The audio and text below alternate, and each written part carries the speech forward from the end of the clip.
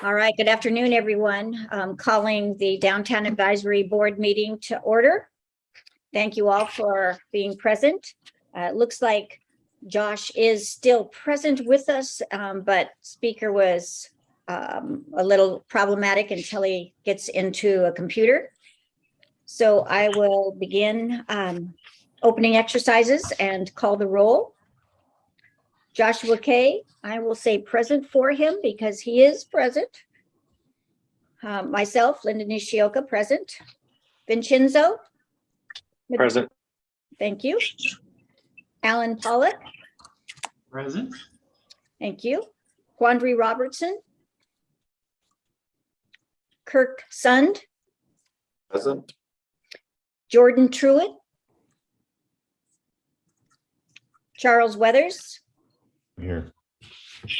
All right, thank you, everyone. So did everyone have a chance to review the agenda for today? I'm going to say yes. Do I hear a proposal to approve the agenda? Move approval of the agenda. Second. And a second from Vincenzo. Thank you. That was Alan that made the motion, I believe. Yes. All those in favor? Say aye. Thumbs up. Aye. Aye. Any opposition?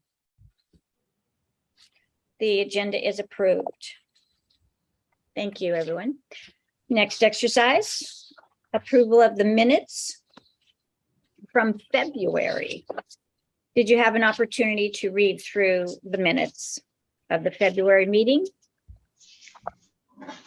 Did anyone have any corrections or edits that needed to be made to the minutes?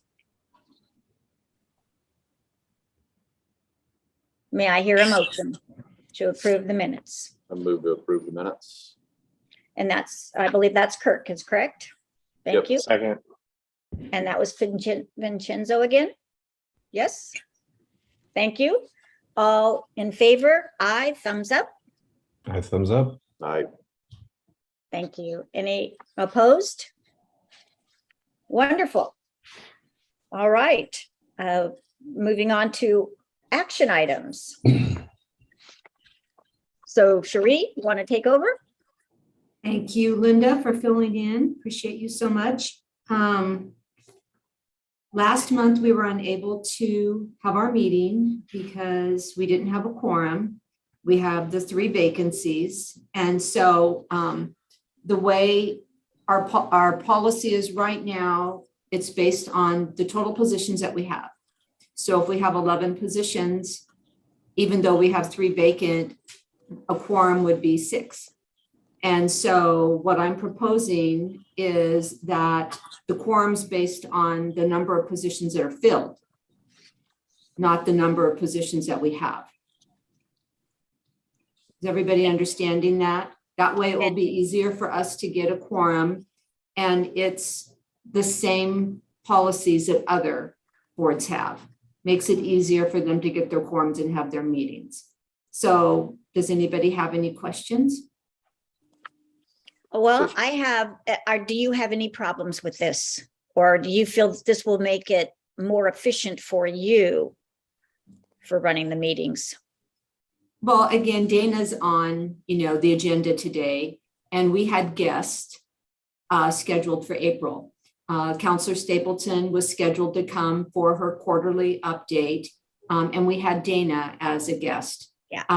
So at the last minute, Had to cancel. we had to cancel for them. And even though it may have been a win for them, they still were prepared and ready to go. And of course, Counselor Stapleton was unable to be available for today. And we're not going to have a June meeting. We'll be back in July. So yes, certainly having this in place, we would have been able to have our meeting in April. Just provides better courtesy and service to guests that we have. And if we have an action item, then we want to make sure that we move that action item through. So thank you for asking, Linda. It will make it better for everybody. Yes, wonderful. Yeah, it's really tough for people that have done a preparation and then that next meeting that we would ask them to come to instead. might not be able to make it. So thank you to Dana that he could come. Do you feel that these vacancies, is this the lowest number of board members you've had in the past? Is this? I don't think I've ever had 3 vacancies at the same time. And any word if the vacancies might get filled? Have you heard anything from the? I think right now there are 3 or 4 applications in for consideration. And it's business owners, property owners. Are there any other category? Yes, we have 2 of the business owner, property owner, and we have one that is real estate developer. That was the one Tyson held. Real estate developer or representative of a financial institution. Okay. So somebody's applied within that category, or somebody has an application. No, I don't think we have anybody who's applied for the real estate developer financial institution position. I think they're all for business property owner. Well, I'll see if I can reach out to anyone that fits that category. I've been working on the other one, so I'll see if I can do that. So does anyone else have any questions on this? Yes, go ahead, Kirk. So I'm curious, is it essentially a moving bar? So if we add 1 more person or 2 more people, then the quorum number changes as we add people then, and it's not something that we have to meet and agree every time our total count changes? Good question. So let's say through the boards and commissions meeting, we get one of the 3 vacancies filled. So it would then be the quorum would be based on what's 11 minus 3? 9? 8, yeah, so. Okay, so then it would just be 8 that we're solving for, not for 11. So in answer to We your would solve for question, 1. It's always going to be however many positions we have filled. It won't be tied to the vacancy, which is what we want. Now it's just tied to you have 11 people that you need to have, and the quorum's based on it. But if we don't have 11 people even in the positions, it's hard to then meet that quorum. This way, it's only based on how many actual positions are filled, not vacancies. Did that answer that? Yep. No, that makes sense. So basically to follow up on that question, Kirk, if let's say there's only 8 people that's on the current board and still not enough people can attend a meeting that would meet a quorum, then the meeting would have to be canceled. But because we're not trying to shoot for a higher number of quorum based on 11, there's a much better chance that a meeting would still take place. And we do not have to go through this memorandum proposal each time we add somebody or lose somebody. It's just based on the total. So I think that answers your question. Yep, it does. Thank you. The other kind of follow-up I had to the role positions, I guess, is so if one of us fits a role that's currently open, can that person's role be shifted to something else to free up an at-large? Or rather than the person leaving, it's only their slot they filled. And I guess, for example, because Jordan's still on this, Jordan is a real estate person now versus when I think he came on, he wasn't a real estate. Could he fill that real estate position and open up his previous as an option for another person joining the board? It seems like when that's come up as a question in the past, Kirk, everybody's term starts second term. So if somebody was already in a term and then they went to one that was starting first term, it starts getting really complicated because when you're appointed, you have your term. In fact, sometimes people, I think Alan, you're one who's stepping in on a partial one. And then, right. So I think that, again, I could ask again, but I think it's tied to the terms, and you can't switch people around because they would then it could exceed their term limit. So you're gonna have a vacancy at one point Okay. later on possibly, because they can't be on the board any more months, even though there's more months in the year. But I'll ask again. It's a good Let question. me do a follow-up to that question, Cherie. That would also be something that would be decided in the boards and commissions committee. It's not something that is decided amongst us or your department. Yeah, no, you're correct. It isn't something that I have the authority to answer. I would have to see what the boards and commissions policy is Right. on something like that. So we'd have to take it to another level to even propose that thought, but I can understand what you're saying. It's important that when somebody comes in to fill a position, as Alan has, and then if they want to stay, then they can tell the boards and commissions that they would like to stay, and it would either be in that same position or that would be an opportunity for them to potentially switch. But I can see where it could get messy if we were like, okay, I'm doing this now, and then 3 years from now, I'm going to do this position. So good questions. Anybody else? Any other questions? Does anyone have a proposal that I might hear? If not, then I will propose that we would approve that we work on a quorum based on the number of current members of Downtown Advisory Board. Do I hear second from Kirk? Good. Everyone that would be in agreement, thumbs up or aye? Any opposed? All right, well, that passes. Yay. That will make it easier for you, Cherie. Yes, thank you. All right.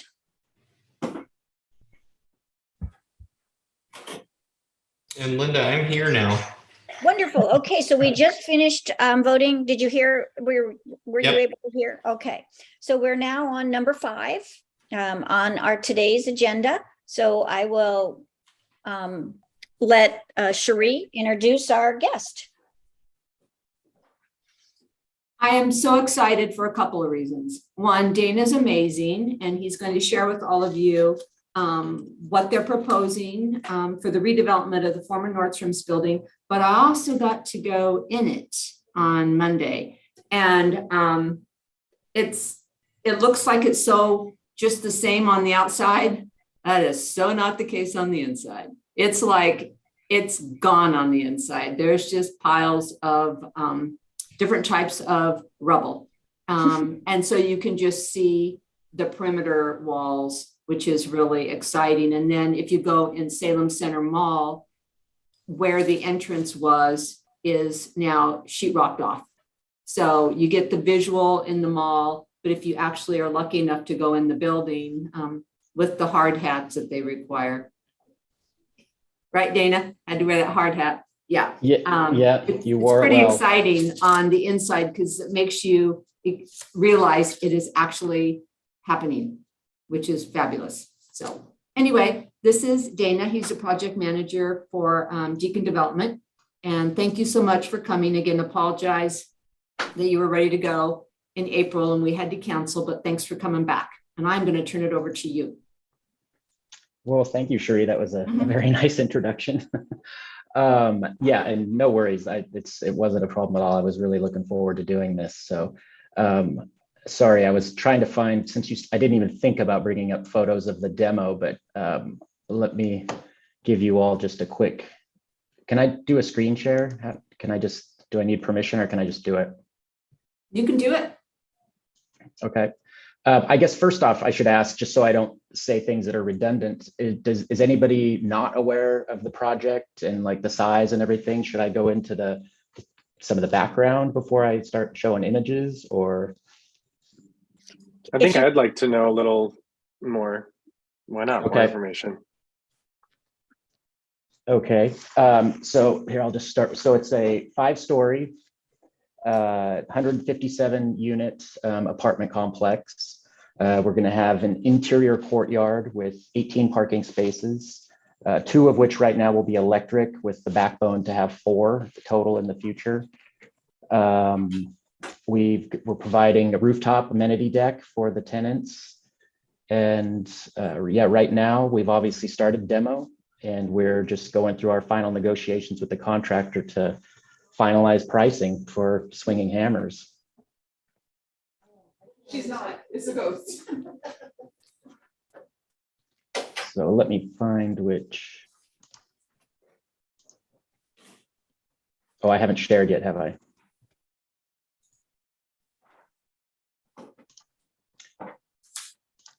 So this is an image of when Cherie and I were there just on Monday. It should be coming up here shortly. Can you guys see that? Not yet.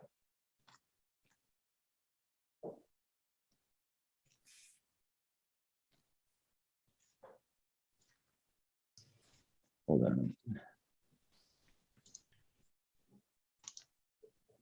All right, now. So this is a panoramic, the ground floor. You can see the old escalators there in the middle.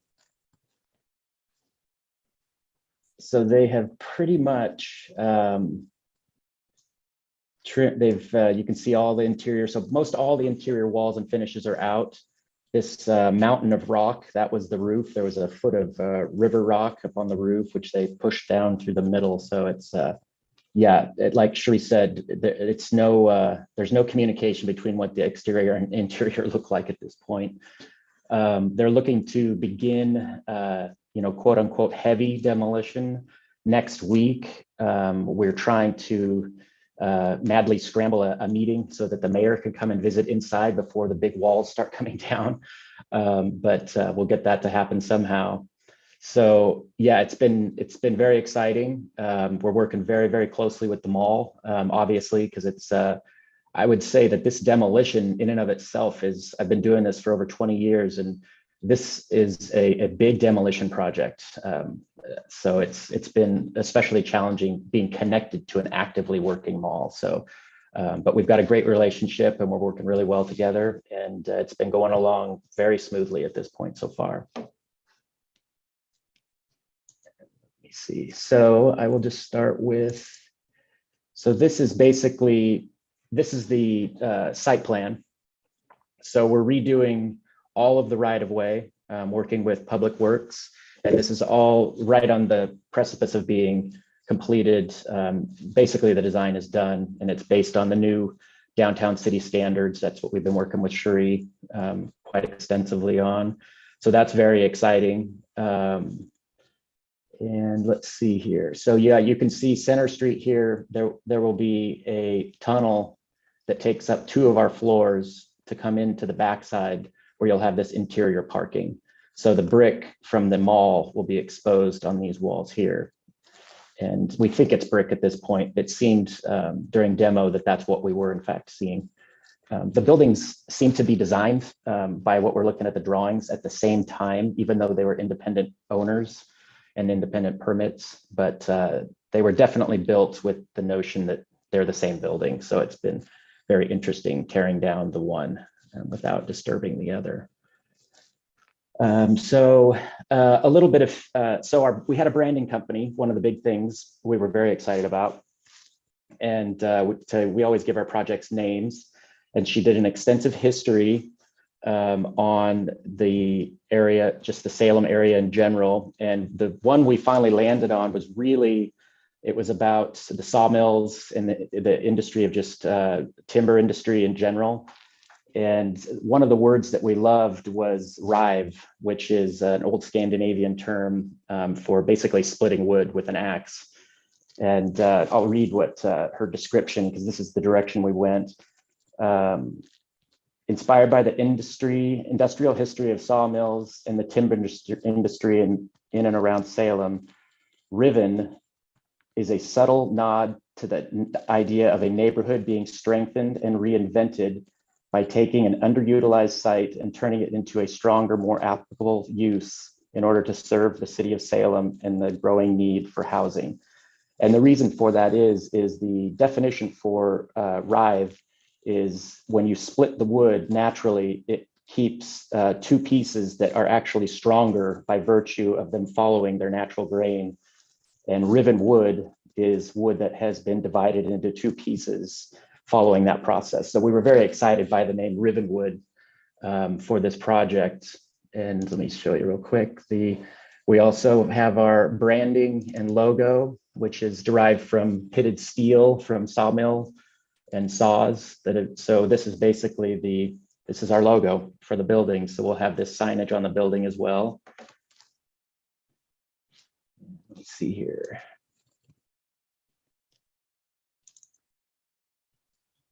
So back to the site plan. So the ground floor, sorry, I jumped a page. So we're going to have a corner entry coming in.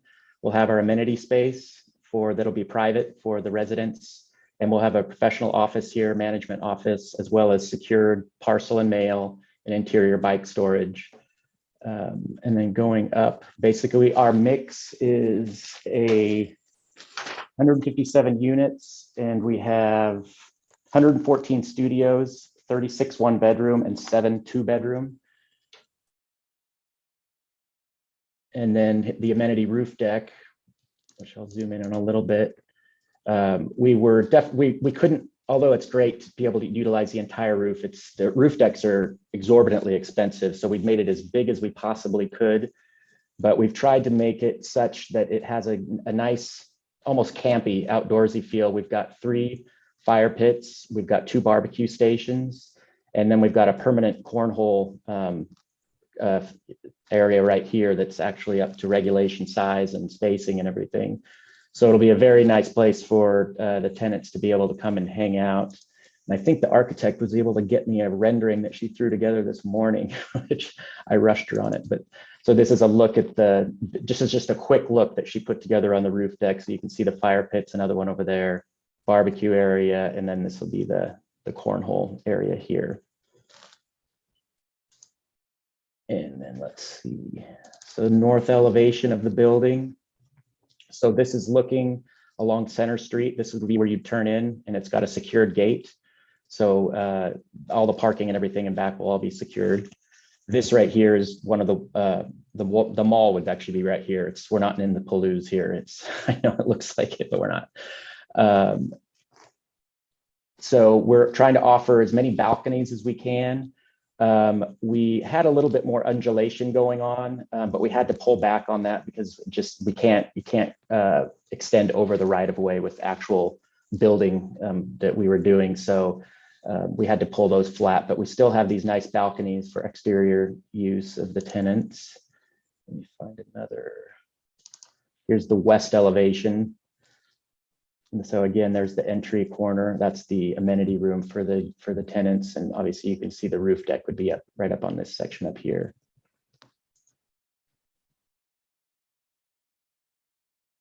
And this right here is, so this is if you're standing basically where this vantage point is, it would be standing at the second floor entry into Nordstrom's from the mall, basically.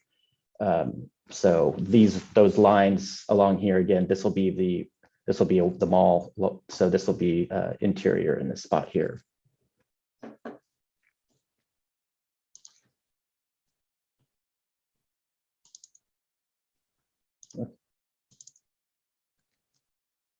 The rendering colors didn't quite turn out on this one. It's a much darker hue than this, but this is the perspective. We're looking to put the sign vertically, riven wood along this side, and then have just pedestrian level signs down here at the entry area for the lobby.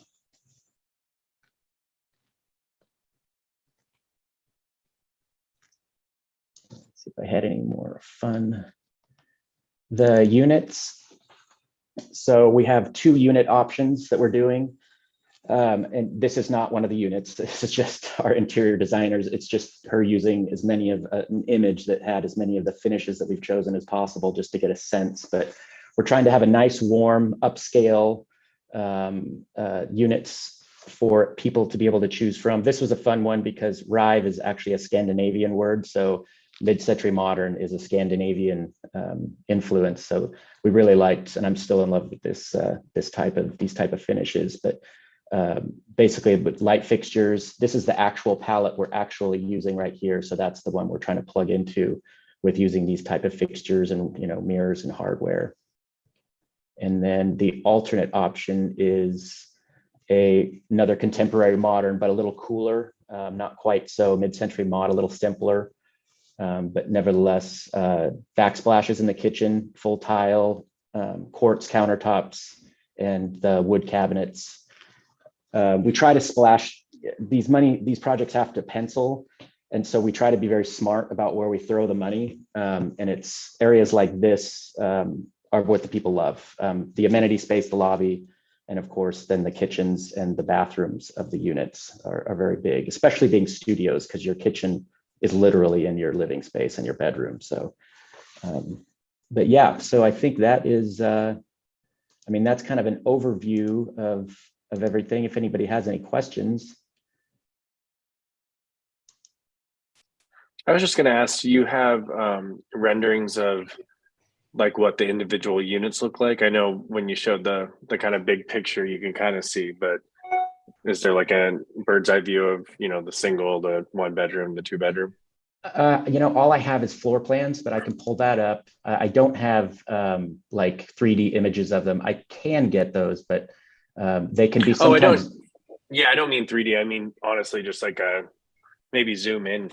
Maybe Yeah, that will just totally. Yeah, I'll come into that'd this be corner. interesting. Yeah, so this is the corner. So you can, this has a 2 bedroom, a 1 bedroom and studios. So you guys can I look at, see. I'll zoom in a little bit more.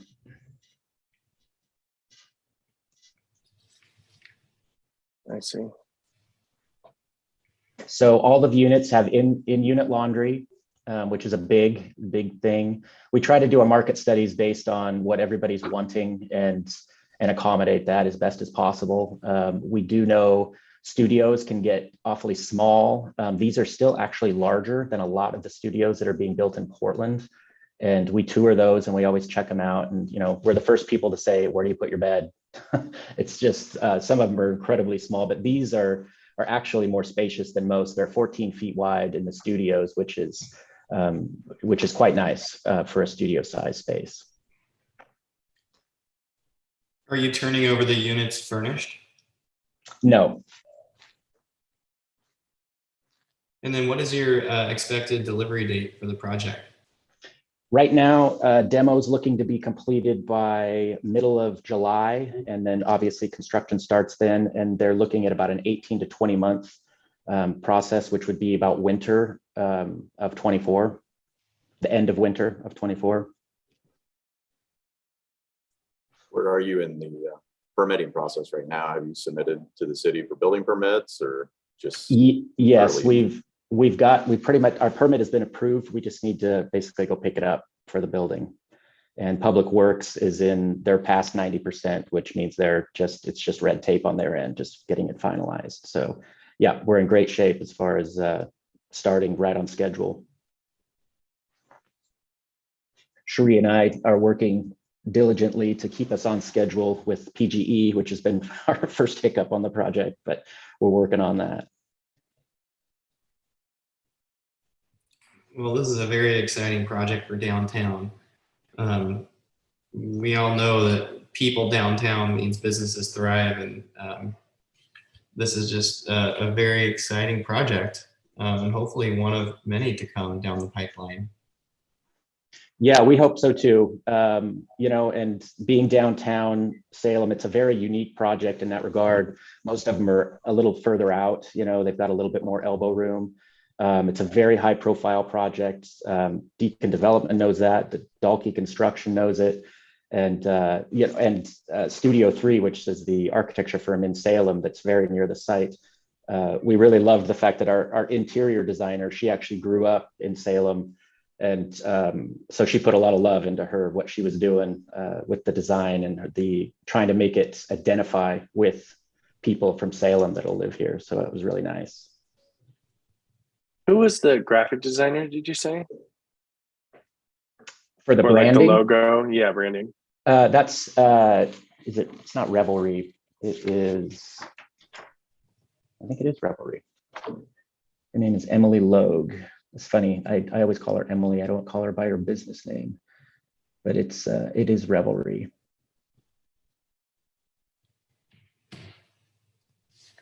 I had just out of curiosity, I was wondering how you were going to deal with the ground floor units, and in some cities you see doors off of the street into the unit. Was that considered, or how was that processed? That's a great question because honestly, even I was formerly an architect, and architects love to have commercial on the ground floor and units above. Developers don't, because you lose a lot of money doing that because they're almost always vacant.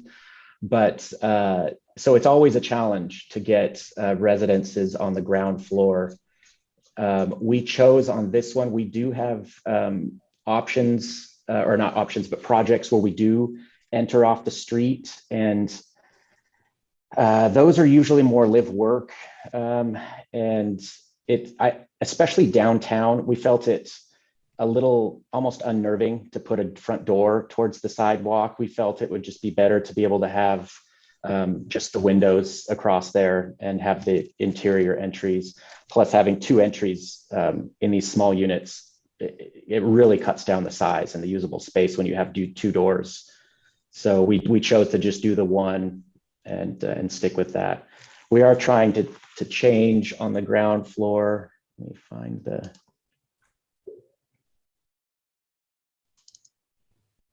So we've kept on the ground floor.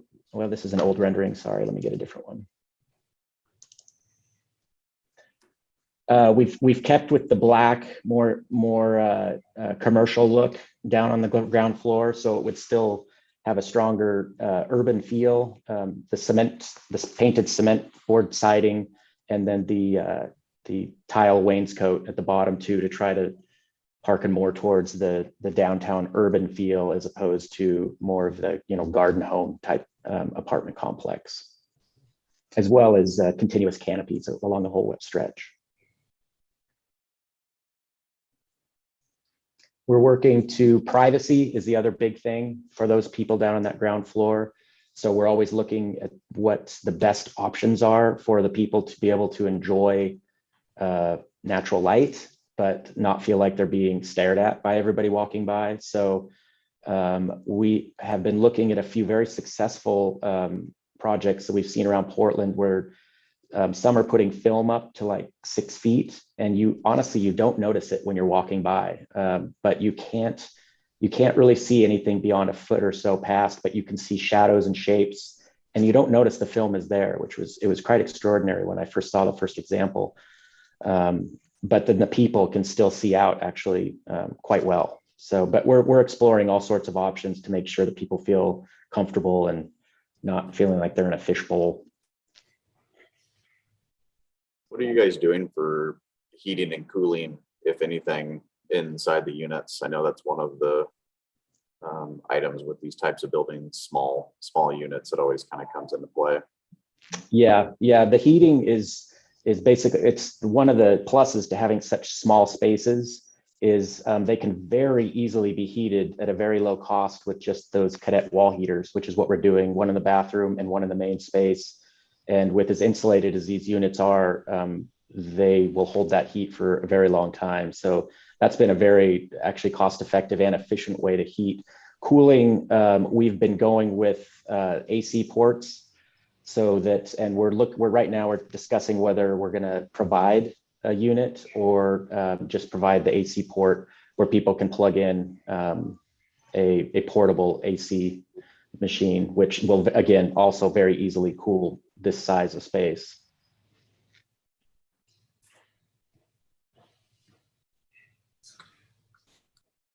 So Dana, do you have any ground floor retail? We do not. And how many, so because you have so few parking spaces, there'll be a premium for those, correct? Yeah, and I honestly, I would need to talk to Ian about how we're doing that. I haven't heard any mention of if we're like charging for the spaces or if they're just a first come first serve, but that's not something I've actually talked with them about. But yeah, they'll be definitely sought after for sure. So just so that, the board, we're always looking at where we're putting our investment and trying to grow that investment.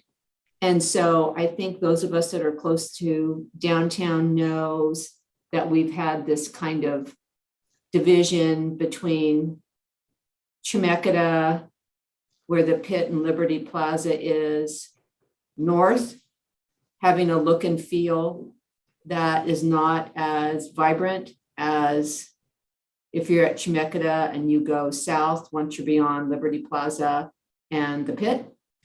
And so having this type of project, redevelopment project, serves so many purposes for going north, because downtown is historic. We have very limited sites in downtown. Our growth in the future is going north. And so you'll be thinking about that and where the opportunities are going north, because we really won't have any downtown. So this is just going to be so catalytic, because I know the mall is wanting the project to get done and the residents to be in place to support the mall, and for the mall to possibly be able to recruit restaurants. And I know the owner of Penny's is very interested in knowing what the mall is doing, because everybody wants to be complementary to each other.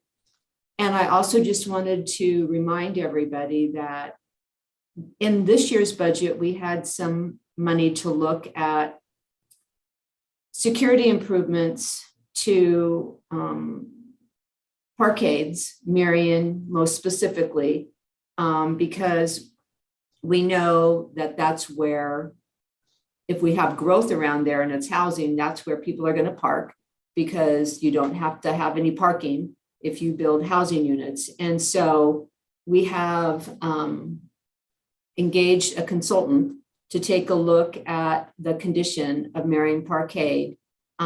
It's deteriorating because of the additional cleaning that we have to do in stairwells and all around that building. It's really taking its toll. So I'm hoping maybe at the end of all of the testing and engineering analysis that's going to be done with this study, if something has to change architecturally to make it safer, help with crime prevention, maybe there's something that will give it a shot in the arm to have a different look to it also, which would be really complementary or make that area pop more than it does right now, because that parking structure has that huge awning, which is a nice covering to get out of the sun or the rain, and the little blue awning glass thing, and the stairwells. Anyway, so just FYI, we have money in this year's budget that we're going to apply to that engineering analysis. And then next year, you recommended some more money, and we'll see if that will take us into possibly some projects and redesign. And then obviously not enough to fund, because I think it's only 100,000, but it might be, there'll be projects there that you'll need to look at Riverfront to pay for, that will be significant to the look and feel and the safety for that particular parking structure. So this is like catalytic in its own way, and hopefully the rest will step up and join the party, huh, Dana? Yeah, for sure. Thank you so much for taking it on, and I know it hasn't been an easy project. So Kirk, you had, while we still have Dana, you had asked me a question about the rebate grant that I presented to agency board on behalf of this project. And so I know the board's familiar with, we have a strategic project grant that will fund up to 30,000 for security crime prevention improvements to a building, of which Quandary and Charles, I don't think anybody else has benefited from that program. And then we have our regular capital improvement grant that goes up to 300,000 unless you qualify for an exemption through the agency board. And then you can get up to 749,999, just under the threshold of prevailing wage. We can't do more than that or prevailing wage kicks in. So several of the multifamily projects that have been under construction apply for the multiple unit housing tax incentive program. And what that does is it gives you 10 years of an exemption from paying your property tax. I don't administer that program. Clint Demeron here in our office does. But the city obviously is one that collects taxes, but there's also the school district and transit and other districts that do. So Deacon submitted a request for that program and was denied. And those of you who are familiar with numbers, there's a construction budget, but you can't get a construction loan unless the construction lender knows who's going to take them out. So during construction, you're solving for how much you need to construct it, but then once it's built, you have to be able to generate enough revenue and give enough return for people to want to be involved in it. And that's where the property tax piece comes into play. And so it wasn't looking feasible for it to move forward without that property tax exemption. And so the city had approved their piece of the tax exemption, but not the districts. So what I went in with was what we would consider a rebate grant, different than the other grants, because once they generated the tax increment based on the value of the new building, we would turn around and grant that back for them to pay the portion of the property taxes that wasn't exempt from us. Is that making sense? I know it's kind of, let me see if I can give you an example. Okay, so their total taxes estimated to be like 286,000. Our portion of it, the city approved exemption, was 71,000. So the difference was going to be like 215,000. So the property was going to generate that much in tax increment.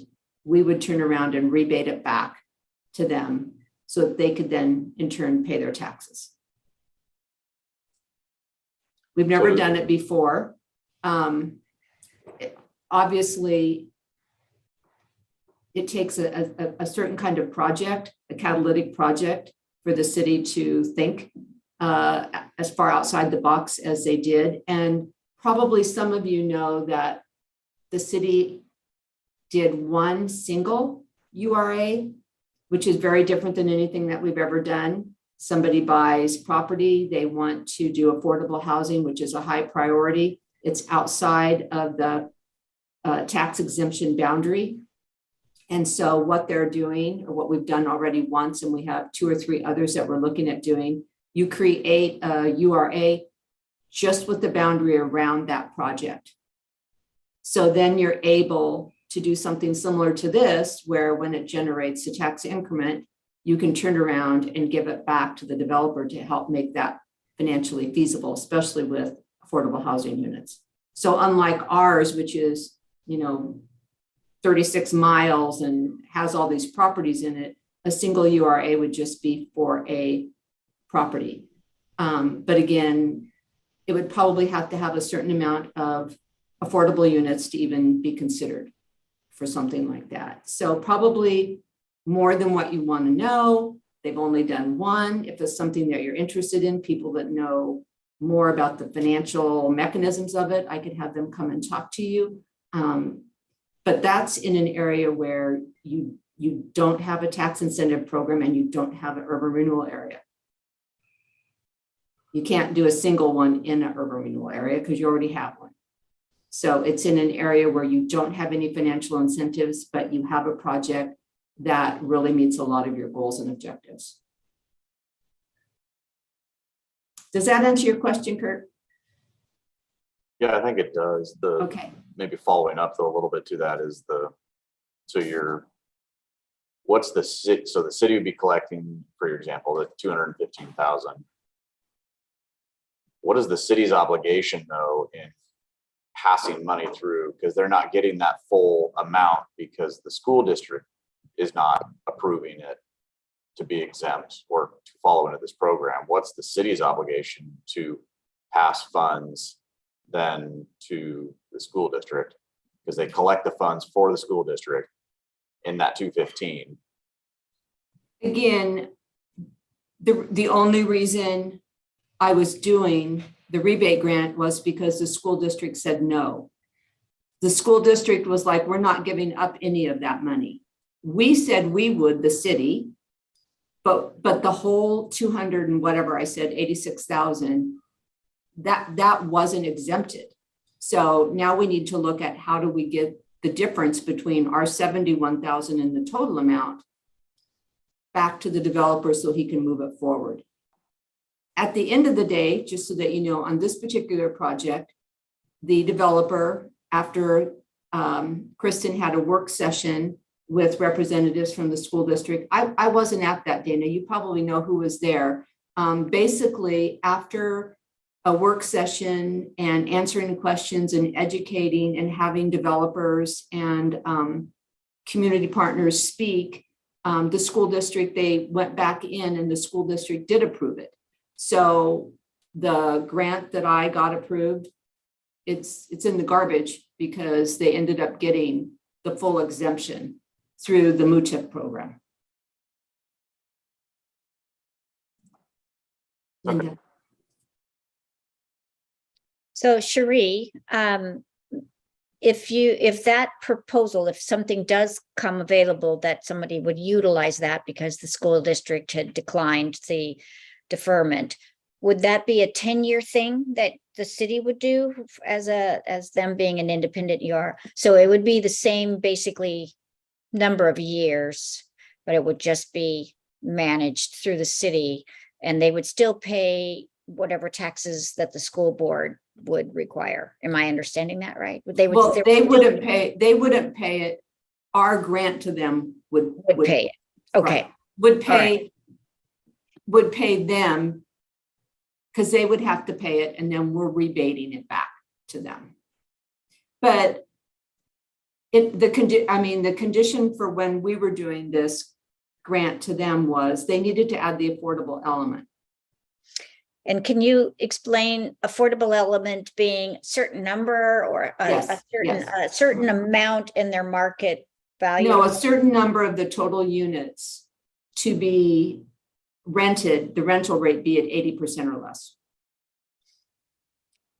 80% or less of market value or of market rents. Yes, it's not based on, we're not qualifying the individual. We wouldn't be making them qualify an individual like you do in a low income housing tax credit project or something like that. It's just their rental schedule for those units that were designated to need to be affordable. They would have to be.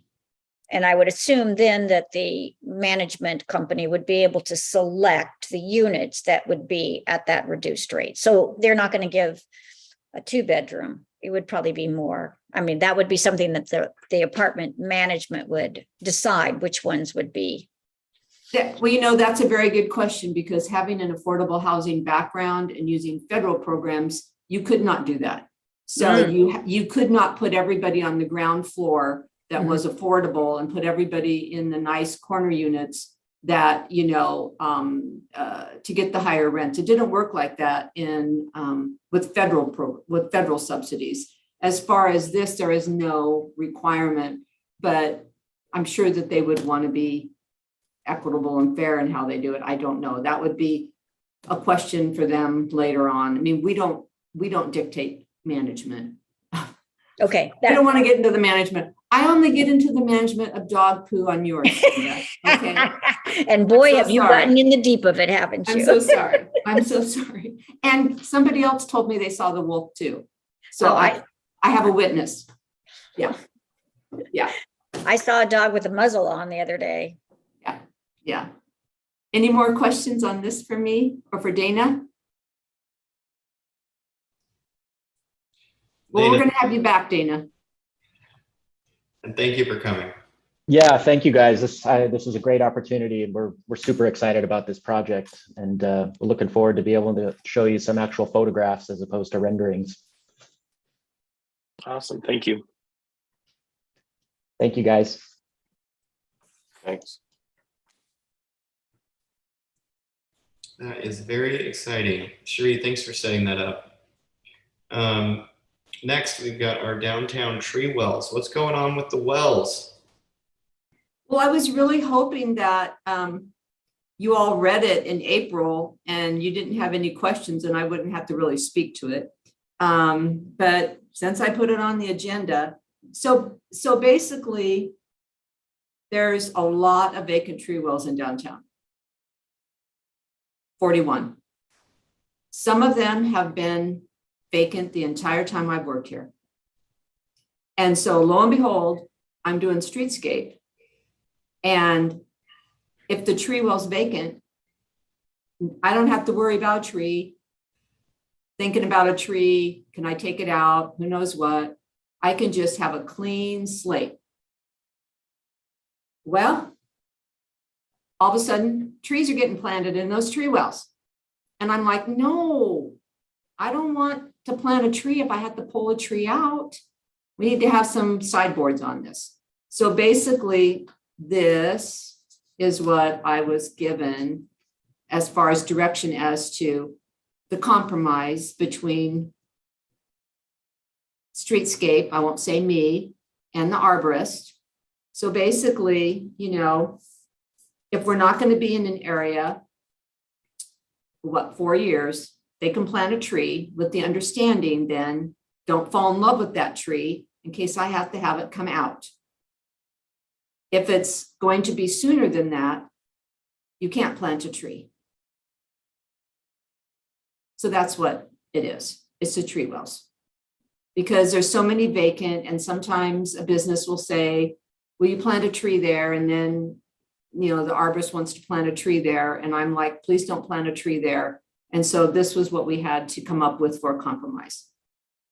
And I want to make sure, just in case I get hit by a bus, you guys all know what it is, in case they forget, in case somebody forgets that this is what we all agreed to. So that's what this is. So it's not random people planting trees. I misunderstood. Oh, no, actually, there has been, I won't identify the business, but there's been a business that has planted stuff in the vacant tree well. It doesn't last a season, and then we have to ask them to pull it out. And of course, there are some that have, little landscaping, things around the tree wells. But we deal with those when we get to that particular tree well. We do have, the arborist had asked us about a different type of tree well where the infrastructure for it allows the roots to grow and not damage the sidewalk. And okay, couldn't do it in the first couple of phases because we were already too far along in design. But right now we do have one of these special tree wells being built right there by Night Deposit. And I have to say, the infrastructure does look very different. It's, in fact, it looked like a mummy was laying in there with the fiber. Anyway, so we are going to have that. I may even come up with some type of educational piece for the public to let them know that that's a different tree well that has been, kind of a pilot for downtown. They're very expensive. Like, so expensive. So we're going to try this one, and then we'll see in the future if we're going to have any others. But yeah.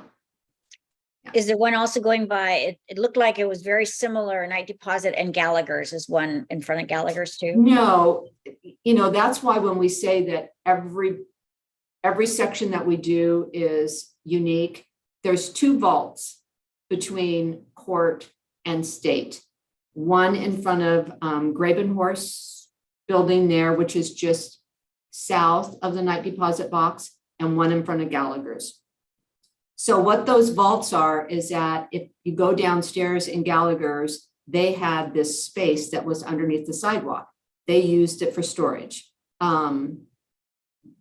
Gravenhorse space was a lot larger underneath the sidewalk. Well, you can't have those vaults for a whole bunch of reasons. And I can tell you under the sidewalk by Gravenhorse, I am shocked that it was still holding up. The beams were so rusted. So they fill them in. And so that's what you see. There's that opening, they put the block walls up, and now they're curing them, it looks like to me. They're rerouting you around, but there just happens to be two there. So it's kind of awkward getting around that location right now. But they did a good job of, making a fence all the way around there. But yeah, no, those are not the expensive tree wells. Those are vaults being filled in. Well, you know that if the trees that are planted that will be 4 years old, and then you have to take them out, or not maybe you, but the next person, because you might want to run and hide. There's going to be people saying, don't take my tree. Well, that is why you all have the document. Counselor Stapleton has the document. Peter Fernandez, Kristen has the document. All signed off on, so we are good. If that tree gets big, it's still coming out. Otherwise, it's too difficult to do. If it works, I'm sure it will stay, if they can work around it. I shouldn't say that. I mean, if it could stay, I'm sure that they'll work around it. So that's all I have for that, Josh, unless anybody has a question. It is such an intensive project, the streetscaping. Gosh, it is so involved. I'm glad we're doing it. But yeah, that definitely answers the question.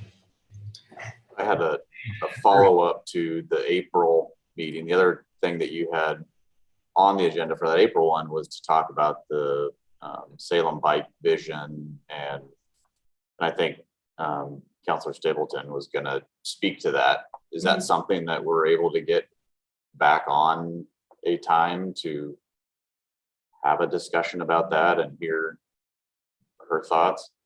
Well, again, those were coming from her.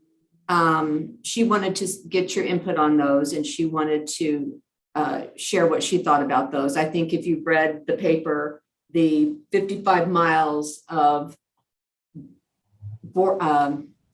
barrier bike lane is what she would like. I think it's even part of what you've seen as an infrastructure project with the potential bond projects. I'm assuming that she will come back and speak to that. And the other one was utilizing parking spaces for some type of event. And that one's a little bit, the example that she shared was more in a residential neighborhood, not so much in a downtown. And of course, in downtown, I already get the feedback that people don't like the loss of spaces to the platforms. So I think she just wanted to know what you guys thought about it. So it really wasn't something coming from me. I was just being asked to queue it up for her to have a conversation. I guess that was my question, is can we get her back on the agenda? She'll be back on in July. Okay. All right. So Kirk, let me just, to your question, I watched the council meeting and this was discussed, and what they're trying to do is they're going to take a poll. They're going to find out what people feel about this. And there was a lot of discussion about how the funding, they might have to change some traffic design to get the funding for it. And there was a lot of, I would say, maybe a little bit heated conversation on this. And so I think that right now what they've done is approved a poll to get some feedback. So it might be that you will see something that you can answer to this poll, or you can put your input in. So there's nothing final yet that it's part of the infrastructure. I think they're still trying to figure that out. they're still working out the details of the bond, the infrastructure bond. I don't know if you've heard that, Cherie. Yeah. Yeah. I had Makes read, sense. I guess it makes sense. It would be controversial. I know I was in a meeting last week where a person that was in the meeting lives in Portland, right by the type of ordered, I don't know why I'm blanking on the word for the bike lane that has a I think it's curb by it. protected. I think this term's So protected. it has a cement border that keeps you away from the traffic. Anyway, so this individual lives in Portland, right next, very close to one of those bike lanes. And so they Googled their neighborhood and showed this bordered designated bike lane. And it was really funny because they're dirty because they're not wide enough to get the cleaning vehicle down. And so he goes, I don't use it with my kids because there's debris in there and it's not safe. And then he said, because of where it is, a bus to get to the people have their rear end sticking out into the highway because they kind of have to pull in like a diagonal thing because there wasn't enough thought put into where the crosswalk was and where the amount of space a bus would need. So his conclusion was no. It was really funny. I don't know the person, but it was like, they're not a good idea. And I'm like, I haven't seen one, but he lives right by it. So yes, I could see it being controversial. So yeah. I think I had read the preliminary bond report that talked about how they're allocating the funding for it. And that was one of the things I was interested to hear more about, because the per linear foot cost that it gave to it was, I'll say, almost comical in its proportion. It was like a dollar something a linear foot. And I don't even know if you could paint it for $1 a linear foot, but that was where I was kind of interested to hear more detail about how this actually would happen. And, if we allocate X millions of dollars to something like that, that it's an actual plan that's been thought out enough and whatnot. So Yeah, I don't know. We'll ask her.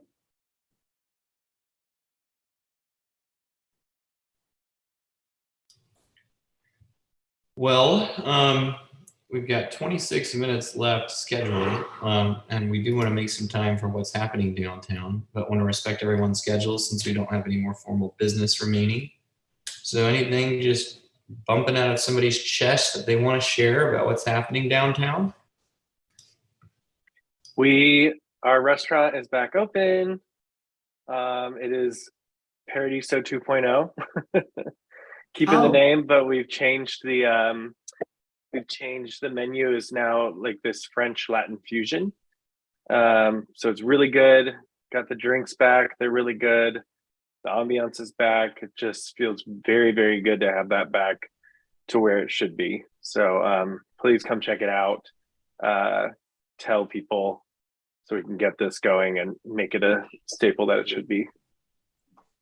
are you dinners only right now? Or are you doing lunches and dinners? Yeah, excuse me. Yeah, it's about 4 to 9:30 is what kind of the general thing is. I think it's more like 4 to close, but having a time for it to close. That's wonderful. Wonderful. Look forward to giving it a try, Vincenzo. Yeah, agreed. Cherie, do you know anything about the French restaurant? I kind of heard, I think maybe there might be somebody else here that has a little bit of information. Have you heard anything about whether or not that's still moving forward? The one where table 508 was? That's a good question. Josh and I were talking the other day. I went in there to introduce myself to a couple of individuals who were looking at opening up the French restaurant. And I shared to them about the grants program. Their vision really seemed easy to implement. Most of what they were going to be doing was more painting, aesthetic. They did not give me a time frame or when they were going to be open, but I clearly didn't think it would be this long.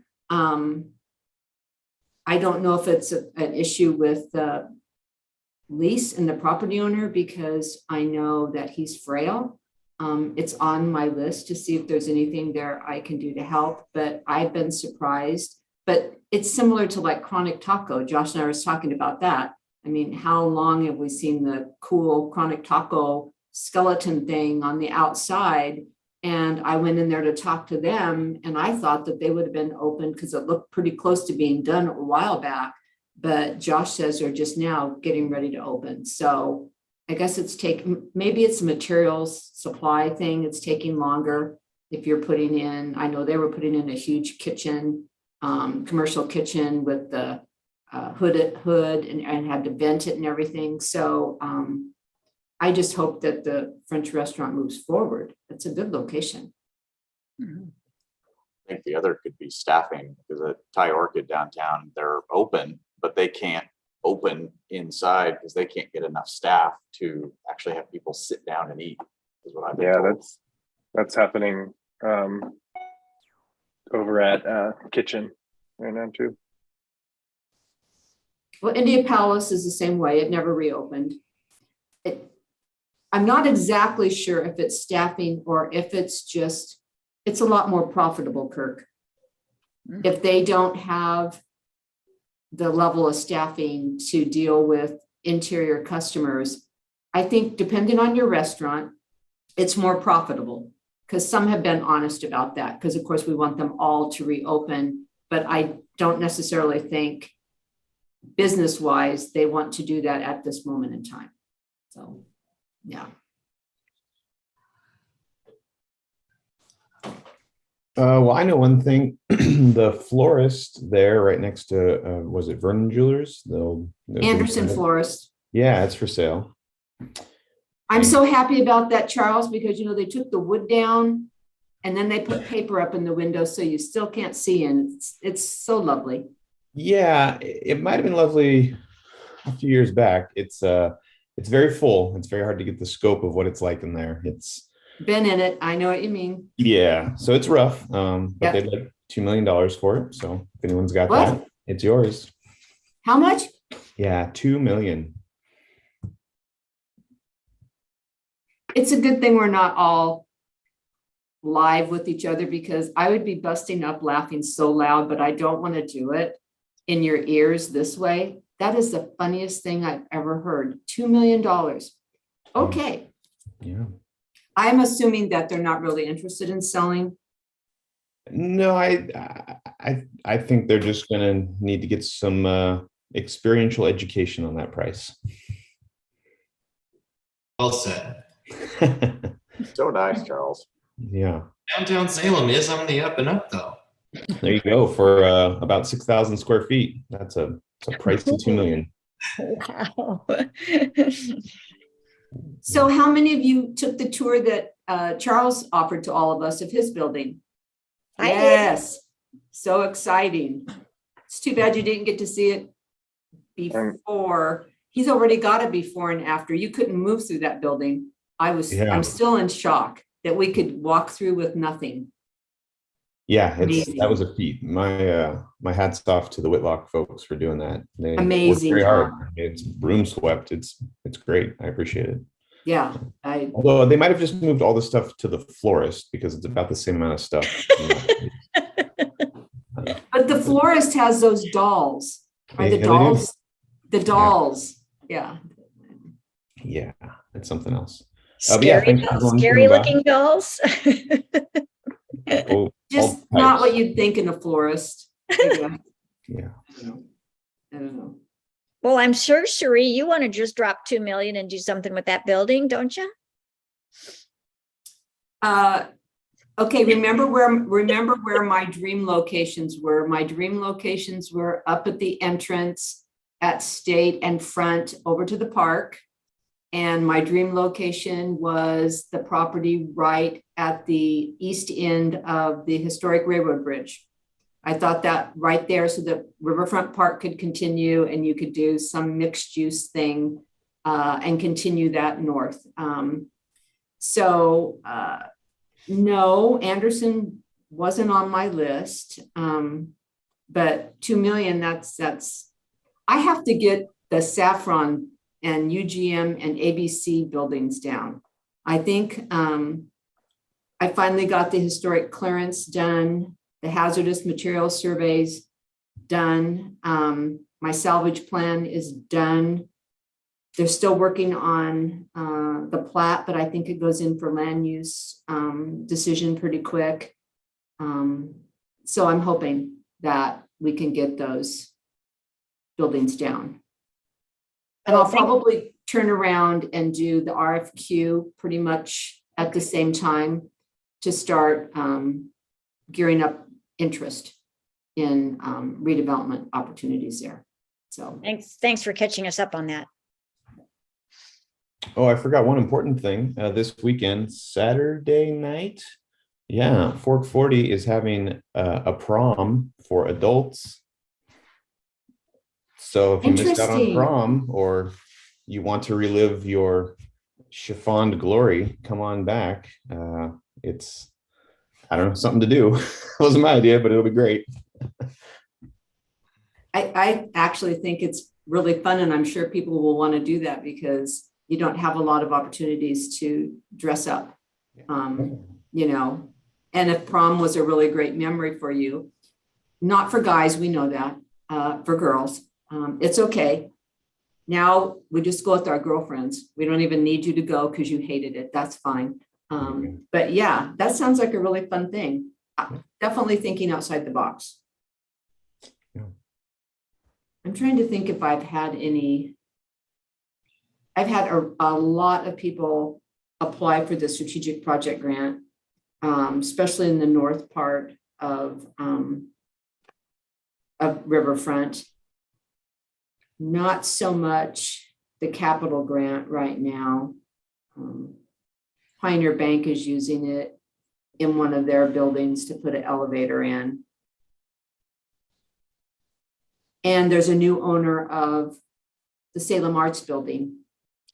He called, Grayson Pounder, and he's exploring putting more units in that building. Residential units, maybe 22 more, or I don't know, on one of the floors. So that was good news. He has a kind of a different vision for that building. So hopefully he'll be able to implement that. I'm trying to think if there's anything else. Denbar wants to put a patio on their roof. Oh, Yeah, I know. Bow and Vine and Noble Wave and Archive are probably going to put platforms, outdoor platforms. I've been kind of surprised at a business wanting to do it where there's a parallel parking space. It just really, because the cost is like $40,000. It doesn't really matter if it's in a parallel space or a diagonal space. I was kind of surprised about that, but that's a business decision that they're making. I think that's those three are the next for the probably because they're being funded 50% of their costs under the Open for Business grant. So Not to go down a rabbit hole on that, but just out of curiosity, are those granted in perpetuity, those platforms, or is there a renewal? no, it's a license that get renewed annually. Right. So they need to be maintained, you know, there's criteria for them being able to be there. And of course, there's the other conditions of you're supposed to be open 5 days a week, serve 2 meals. You know, there's the other criteria for being eligible for one of those. We don't want them to not be used, you know, I mean, because they are taking parking spaces and the cost for removal of the parking spaces is affordable. So, yeah. So how does that work? Like what you described and the kitchen not being open right now, how does that work? As far as in the application? Well, I mean, they've got a platform, right? And if they have a platform already. Right. So the parking tax, the annual parking tax, whatever that is, times, you can't have any more than 4 spaces, times the number of spaces is your cost to use the parking spaces. But then there's, I don't know what the licensing fee is with Public Works. But I don't think it's a lot. It's just the cost of the actual platform to the business. I think Because Kirk I think he was asking, they're not serving any meals, but they still have the platform. Kitchen, Yes. well, Kitchen on Court was going through a huge renovation. It's just now done. Jim Boo is no longer part of that kitchen ownership or the property ownership. Bernard's family member recently passed away, and he's in Spain dealing with that. So I'm hoping that when he gets back, and I know Public Works, because obviously Jim was kind of on point when the platform was done. And so we weren't sure if Bernard even knew what the rules were about the platform. And I know Public Works outreached to him to make sure he knew that there were these conditions for having it. But yeah, probably more than you want to know, but that's, trust me, I feel bad. I have to get in the weeds with people's lives because people notice these types of things and want to know what's going on. So, yeah. Cherie, Thanks for that one, Kurt. Sorry. so Cherie, did you hear about street art and that it was approved? City Council approved street art? I've seen that in Portland. I don't think we have to worry about that in downtown. It's more of a residential thing. In fact, what I saw in Portland was really pretty cool. It was in obviously not a high traffic area, but it was almost a gathering space for like if you wanted to do a barbecue or something. It was kind of in the intersection between a couple of those side streets. Something fun, something different. Yeah, I did see that. I just know I don't have to worry about it down here. So it's only for the neighborhoods. It isn't something that can be done downtown. Am I hearing you correctly? Well, it wouldn't be the same experience. It wouldn't give you the same look and feel. It's because it's just like somebody saying we want to be like McMinnville. We can't be like McMinnville because they have, 2 lanes and it can be cozy. And we have, this wide 3-lane thing going on. I don't know. I've never seen it in a downtown. I've only seen it in side streets in residential neighborhoods in Portland. I wondered if it could carry through to the alleys. Well, you can already do that. You guys already did. If you want to put something on the pavers in the alley, you can do it. We already went through that whole thing. Okay. All right. Yeah. Because see, the alleys aren't considered streets. It's an alley. So yeah, you could paint away on the pavers, but we know now that it doesn't last because of the trucks. Yeah. It'd have to be special paint. Special paint. Anything else happening?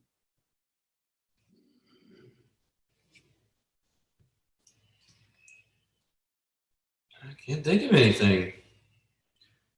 Cherie, you mentioned something to me that's pretty material. It sounds like you're a little bit short-staffed there in your department. Could you maybe tell us a little bit about that? Well, Rebecca accepted a position in Ohio, so she's gone.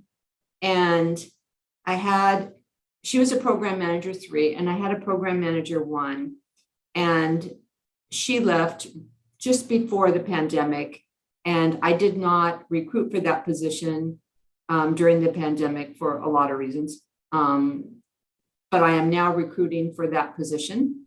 And then I'll probably wait until Kristen gets the assistant director hired here so that person can weigh in on the program manager 3 position. So, and then if you don't know, obviously Kristen's acting city manager. And so at the same time, Steve Powers gave his notice. Annie, and probably a lot of you know Annie, she was here a long time. She was our senior ECDev manager, and she had a team. She left. And so I've absorbed her team, and they're great. And at the same time, parking moved to code in CD. So I don't have parking, even though it touches me daily. I don't have parking, but I have some ECDev people. So yes, thanks, Josh. I put on whatever hat I need to put on. So parking is with who? When you said CD, With what's code. Code Okay. compliance resides in community development. So yeah. Can count on change, that's for sure. Definitely. Well, everybody, I think that's enough for today. Thank you very much for your service here on the board, and we'll be looking forward to filling those vacancies. It sounds like the boards and commissions is meeting the first part of June. Is that right, Cherie? That's what I understand.